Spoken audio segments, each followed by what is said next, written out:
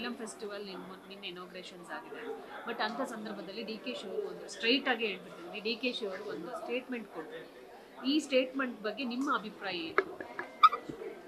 ಅಂದರೆ ಯಾವ ಸ್ಟೇಟ್ಮೆಂಟ್ ಬಗ್ಗೆ ಕೇಳ್ತಿದ್ದೀರಾ? ಅದೇ ನಟ್ಟು ಬೋಲ್ಟು ವಿಚಾರವಾಗಿ ಹೇಳಿದ್ರು ಇಂಡಸ್ಟ್ರಿ. ಈಗಲೇ ಹಲವಾರು ಚಾನೆಲ್ಗಳಿಗೆ ನಾನು ಹೇಳಿದಮ್ಮ, ಈ ನಟ್ಟು ಬೋಲ್ಟು ಅಂತ ಇಟ್ಸ್ ಎ ಕಲೋಕಿಯಲ್ ಲ್ಯಾಂಗ್ವೇಜಲ್ಲಿ ಅವ್ರು ಹೇಳಿದ್ದಾರೆ ಹೊರತು ಬೇರೆ ಇನ್ಯಾವುದೂ ಇಲ್ಲ.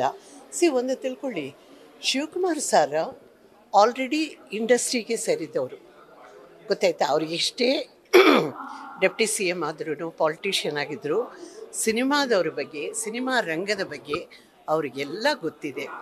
ಬಟ್ ಅವರ ನೋವನ್ನು ಅವರು ತೊಡ್ಕೊಂಡದ್ರಲ್ಲಿ ತಪ್ಪೇನೂ ಇಲ್ಲ. ಯಾಕೆಂದರೆ ಸರ್ಕಾರ ನಮಗೆ ಪ್ರಾಬ್ಲಮ್ ಬಂದಾಗ ನಾವು ಸರ್ಕಾರದ ಹತ್ರ ಹೋಗ್ತೀವಿ ಇಂಡಸ್ಟ್ರಿ ಪರವಾಗಿ, ನಮಗೆ ಈ ಕಷ್ಟ ಇದೆ ಆ ಕಷ್ಟ ಇದೆ ಅಂತ ಹೋದಾಗ ಅವರು ಅದಕ್ಕೆ ಸ್ಪಂದಿಸಿ ನಮಗೆ ಎಲ್ಲ ಸೌಲಭ್ಯಗಳನ್ನು ಒದಗಿಸಿ ಕೊಡ್ತಾರೆ.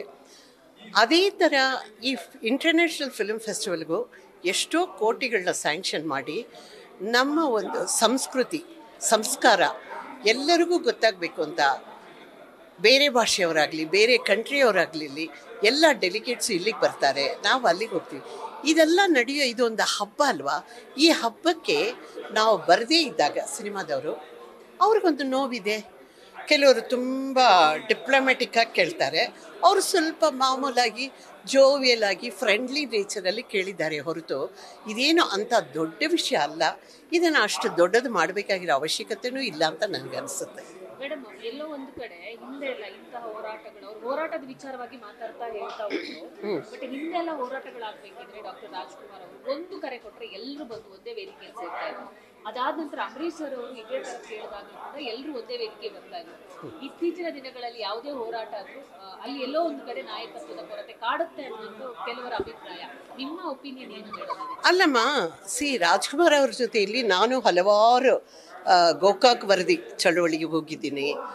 ಈ ನಾಡಿನ ಒಂದು ನೆಲ ಜಲ ಸಂಸ್ಕೃತಿ ಭಾಷೆ ಏನೇನು ನಡೀತೋ ಅದರಲ್ಲೆಲ್ಲ ನಾವು ಭಾಗವಹಿಸಿದ್ದೀವಿ. ಹೇಗೆ ಭಾಗವಹಿಸಿದ್ದೀವಿ ಅಂದರೆ ಖುದ್ದಾಗಿ ನಮ್ಮನ್ನು ಕರೆಯೋರು, ನಮಗೆ ಹೇಳೋರು, ಇದು ನಮ್ಮ ಕರ್ತವ್ಯ, ನಾವು ಹೋಗಬೇಕು ಅಂದಾಗ ನಾವೆಲ್ಲರೂ ಬರ್ತೀವಿ. ಒಮ್ಮೊಮ್ಮೆ ಕೆಲವು ವಿಷಯಗಳು ನಮಗೆ ಗೊತ್ತಾಗೋದೇ ಇಲ್ಲ, ಆದಮೇಲೆ ಟಿ ವಿ ಪರದೆ ಮೇಲೆ ನೋಡಿಕೊಂಡು ಗೊತ್ತಾಗುತ್ತೆ ನಮಗೆ. ಸೊ ಯಾವುದೇ ಚಳವಳಿ ಆದ್ರೂ ಸರಿ, ನಾವು ಸಿನಿಮಾದವರು ಯಾವತ್ತೂ ರೆಡಿಯಾಗಿದ್ದೀವಿ, ಬರ್ತೀವಿ, ಪಾರ್ಟಿಸಿಪೇಟ್ ಮಾಡ್ತೀವಿ. ಸೊ ನೀವು ನಮಗೆ ಒಂದು ಆಹ್ವಾನ ಕೊಡಿ, ಬನ್ನಿ ಅಂತ. ಅಂದರೆ ಇನ್ನೊಂದನ್ನು ಕೇಳ್ತಾರೆ, ಯಾಕೆ ನಿಮ್ಮನ್ನು ಕರೆದ್ರೇ ಬರ್ತೀರಾ ಅಂತಲೂ ನಮ್ಮನ್ನು ಕ್ವಶನ್ ಮಾಡ್ತಾರೆ. ಹಾಗಲ್ಲ, ನಾವು ಬರಬೇಕು ಅಂದರೆ ಅಲ್ಲಿ ಹೇಗಿರುತ್ತೆ ಹೆಂಗಿರುತ್ತೆ, ನಮಗೆ ತಕ್ಕ ಒಂದು ಮರ್ಯಾದೆ ಸಿಗುತ್ತಾ, ಇಲ್ಲ ನಮ್ಮನ್ನು ನೋಡ್ಕೊಳ್ಳೋರು ಇರ್ತಾರ, ನಮ್ಮನ್ನು ಸ್ವಾಗತ ಕೊಡೋರು ಸಿಗಬೇಕಲ್ಲ. ಅದಿಲ್ಲದೆ ಹೋಗಿ ಗುಂಪಲ್ಲಿ ಗೋವಿಂದ ಅಂತ ನಿಂತ್ಕೊಳ್ಳೋಕ್ಕೆ ನಮ್ಮ ಕೈಯಲ್ಲಾಗಲ್ಲ. ಯಾಕೆಂದರೆ ಕಲಾವಿದರು ಭಾಳ ಸೂಕ್ಷ್ಮಮ್ಮ, ತುಂಬ ಡೆಲಿಕೇಟ್, ನಮ್ಮದೇ ಆದ ಒಂದು ಇದು ನಮಗೂ ಇರುತ್ತೆ. ಅದರಿಂದ ನಮ್ಮನ್ನು ಕರೆದರೆ ನಮಗೆ ಯಾವ ಸರ್ಕಾರದ ಜೊತೆಯಲ್ಲಿಯೂ ಅಲ್ಲ, ನಮಗೆ ನಮ್ಮ ಜವಾಬ್ದಾರಿತನ ನಮಗೂ ಗೊತ್ತಿದೆ.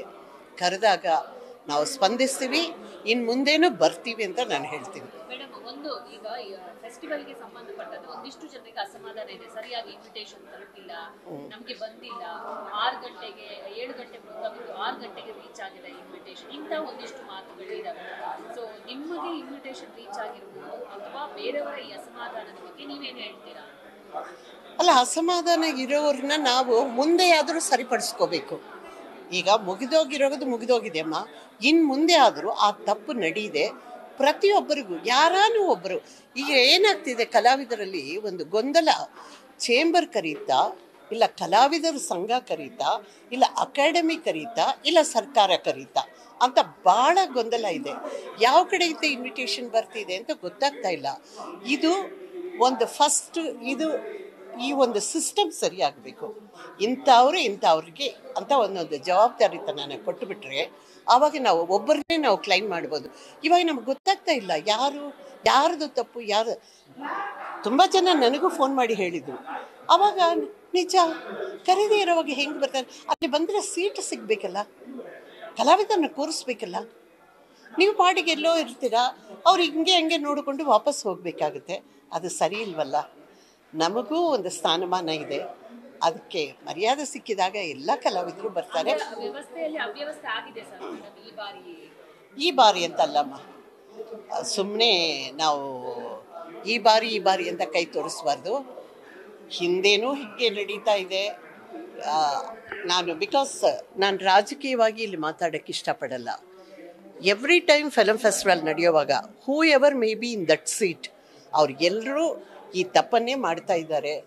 ಆದ್ದರಿಂದ ಸುಮ್ಮನೆ ಬರೀ ಸಾಧುಕೋಕಿಲ್ಲ ಅವ್ರ ಮೇಲೇನೆ ನಾವು ಗುಬೆ ಕೂರಿಸೋದು ಸರಿ ಇಲ್ಲ. ಹಿಂದೆ ಕೂತಿರೋರುಗಳು ಹಾಗೆ ಸರಿಯಾಗಿ ಯಾರೂ ಸ್ಪಂದಿಸೋದಲ್ಲ. ಇನ್ನೂ ಹೇಳಬೇಕಂದ್ರೆ 1-2 ವರ್ಷದ ಹಿಂದೆ ನಾನೇನು ಫಿಲ್ಮ್ ಫೆಸ್ಟಿವಲ್ ಹೊಸದಾಗಿ ನೋಡೋಳಲ್ಲ. 45 ವರ್ಷಗಳಿಂದ ಎಲ್ಲ ಫೆಸ್ಟಿವಲ್ಲು, ಅದು ಟ್ರಿವಾಂಡ್ರಮ್, ಗೋವಾ, ಬಾಂಬೆ, ಡೆಲ್ಲಿ, ಕಲ್ಕಟ್ಟ, ಎಲ್ಲ ಜಾಗಕ್ಕೂ ನಾನು ಹೋಗಿದ್ದೀನಿ ಫೆಸ್ಟಿವಲ್ಸ್ಗೆ. NTR ಅವರು ಹೈದ್ರಾಬಾದ್. ಬಟ್ ಇಲ್ಲಿ ಏನಾಗ್ತಿದೆ, ಅವ್ರದೇ ಒಂದು ಚೌಕಟ್ಟಲ್ಲಿ ಅವ್ರವ್ರಿಗೆ ಬೇಕಾಗಿರೋರನ್ನ ಕರೆಯೋದು ಮಾಡೋದು ಇದೆಲ್ಲ ಮಾಡ್ತಾ ಇದ್ದಾರೆ. ಮೊದಲು ಆ ಒಂದು ವ್ಯವಸ್ಥೆ ಸರಿ ಹೋಗಬೇಕು. ಫೆಸ್ಟಿವಲ್ ನಡೆಸೋವಾಗ ಯಾವ ಥರ ನೋಡಿ, ಹಿಂದೆ ಒಂದು ಸಲ ಫೆಸ್ಟಿವಲ್ ಮಾಡಿದಾಗ ಹಿರಿಯ ಕಲಾವಿದರು ಶಾವ್ಕಾರ್ ಜಾನಕಿ ಅವರೆಲ್ಲ ಈ ಇಂಡಸ್ಟ್ರಿಗೆ ಅವರ ಸೇವೆ ಇತ್ತು. ಕೃಷ್ಣಕುಮಾರಿ ಅವರು, ಸರೋಜಾದೇವಿ ಅವರು, ಭಾರತಿಯವರು, ಎಲ್ಲರೂ ಕರೆದಾಗ ಎಲ್ಲರೂ ಬಂದರು ಅಲ್ವಾ. ಆಗ ನಾನು, ಜಯಮಾಲಾ ಅವರು, ರಾಜೇಂದ್ರ ಸಿಂಗ್ ಬಾಬು ಅವರು ಆ್ಯಂಡ್ ಗಂಗರಾಜ್ ಅವರು ಚೇಂಬರ್ ಪ್ರೆಸಿಡೆಂಟ್ ಆಗಿದ್ದರು. ಅವರು ಯಾವ ಈಗೋನೂ ನೋಡಲಿಲ್ಲ. ಗಂಗರಾಜ್ ಅವರು, ಅಮ್ಮ ದಯವಿಟ್ಟು ನಮ್ಮ ಜೊತೆಯಲ್ಲಿ ಬನ್ನಿ, ಹಿರಿಯವ್ರನ್ನೆಲ್ಲ ಹೋಗಿ ನಾವು ಕರೆಯೋಣ ಅಂತ ಅವರು ಒಂದು ದೊಡ್ಡಸ್ತಿಗೆಯಿಂದ ಬಂದು ಕರೆದಾಗ ಎಲ್ಲರೂ ಬಂದರು. ನೀವು ಸುಮ್ಮನೆ ಫೋನ್ ಮಾಡಿಬಿಟ್ಟು ಒಂದು ಇನ್ವಿಟೇಷನ್ ಕಳಿಸ್ಬಿಟ್ರೆ ಹೆಂಗಮ್ಮ ಬರ್ತಾರೆ? ಅದನ್ನು ನಾವು ಸರಿಪಡಿಸ್ಕೋಬೇಕು. ಬಟ್ ಇದೆಲ್ಲ ಬಂದು ಎಲ್ಲಿ ತಲುಪಬೇಕೋ ಅಲ್ಲಿ ತಲುಪಲಿಲ್ಲ. ಅದರಿಂದನೇ ಇದೆಲ್ಲ ನಡೀತಾ ಇದೆ. ಈ ಸಲ ಖಂಡಿತ ತಲುಪುತ್ತೆ. ನಮ್ಮ ಡೆಪ್ಟಿ CM ಅವ್ರ ನೋಟಿಸ್ಗೂ ಇದು ಹೋಗುತ್ತೆ, ನಮ್ಮ ಮುಖ್ಯಮಂತ್ರಿಗಳವರ ನೋಟಿಸ್ಗೂ ಹೋಗುತ್ತೆ. ಇನ್ನು ಮುಂದೆ ಈ ಒಂದು ತಪ್ಪು ಇಲ್ಲದೆ ದ ಹೋಲ್ ಇಂಡಸ್ಟ್ರಿ ಬಂದು ನೋಡೋ ಥರ ಇರಬೇಕು. ಬಟ್ ದ ಸೇಮ್ ಟೈಮ್ ಇನ್ನೊಂದು ವಿಷಯ, ಶಿವಕುಮಾರ್ ಅವ್ರಿಗೆ ಬೇಜಾರಾಗಿದ್ದರಲ್ಲಿ ತಪ್ಪೇನೂ ಇಲ್ಲ. ಯಾಕೆಂದರೆ ಕೊರತೆಗಳಿದ್ರೂ ಬಟ್ ರೆಗ್ಯುಲರ್ ಆಗಿ ಫೆಸ್ಟಿವಲ್ ಅಟೆಂಡ್ ಮಾಡೋ ಒಂದು ಗ್ರೂಪ್ ಅಂತಿತ್ತಲ್ಲ, ಅವರೆಲ್ಲ ಬರ್ಬೋದಾಯ್ತಲ್ಲ. ಬರದೇ ಇದ್ದಾಗ ಖಂಡಿತ ಸರ್ಕಾರಕ್ಕೆ ಬೇಜಾರಾಗುತ್ತಮ್ಮ. ಆ ಸೀಟಲ್ಲಿ ಕೂತ್ಕೊಂಡಿರೋರು ಕೇಳ್ತಾರೆ, ಅವ್ರು ಕೇಳಿದ ಪ್ರಶ್ನೆಗೆ ಉತ್ತರ ಕೊಡಬೇಕಾಗಿರೋದು ನಾವು ಇಲ್ವಾ. ನಮಗೆ ಸರಿಯಾದ ವ್ಯವಸ್ಥೆ ಇಲ್ಲ ಅನ್ನೋದನ್ನು ಅವ್ರಿಗೆ ಮುಟ್ಟಿಸ್ಬೇಕು. ಏನಾದರೂ ಒಂದು ಕರೆಕ್ಟಾಗಿ ನಡೆದ್ರೆ ಇನ್ನು ಮುಂದೆ ಫೆಸ್ಟಿವಲ್ಸ್ ತುಂಬ ಚೆನ್ನಾಗಿ ನಡೆಯುತ್ತೆ. ನ್ಯೂಸ್ ಫಸ್ಟ್, ನಿರ್ಭೀತಿಯಿಂದ ನಿಮ್ಮ ಪರವಾಗಿ.